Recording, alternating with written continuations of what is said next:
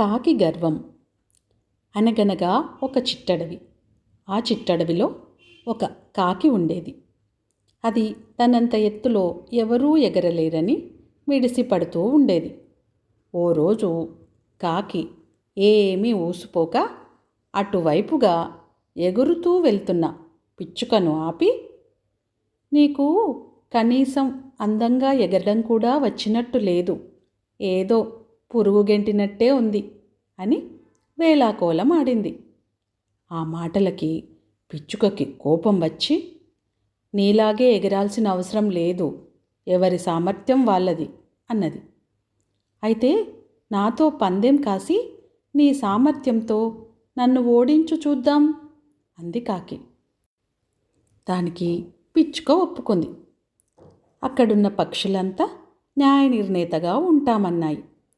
ఇప్పుడు మనం ఉన్న మద్ది చెట్టుతో మధ్యలో ఉన్న రావి చెట్టు, ఆ తర్వాత వచ్చే జడల మర్రి చెట్టును దాటుకొని మళ్ళీ ఇక్కడికి రావాలి. ఎవరు ముందు వస్తే వాళ్ళే విజేత అని ప్రకటించాయి. పందెం మొదలైందో లేదో కాకి సర్రున మర్రి చెట్టులోకి దూసుకెళ్ళింది. ఆ మర్రి చెట్టు చాలా పెద్దది, లెక్కలేనన్ని ఊడలతో దట్టంగా ఉంది. దాంతో కాకి రెక్కలు రెండు సన్నటి ఊడల మధ్య చిక్కుకుపోయి అది బాధతో అల్లాడిపోయింది. పిచ్చుక సన్నగా చిన్నగా ఉండడం వల్ల కొమ్మలోకి దూరి ఆకుల మధ్య ఖాళీ చేసుకుంటూ బయటికి వచ్చి గమ్యస్థానానికి చేరుకుని విజేతగా నిలిచింది. పాపం కాకి ఊడల మధ్యలో చిక్కుకుందని పిచ్చుక చాలా బాధపడింది. కాకికి ఎలాగైనా సాయం చేయాలని అనుకుంది. అప్పుడు పిచ్చుక పిట్ట దగ్గరికి వెళ్ళి కాకిని కాపాడమని అడిగింది.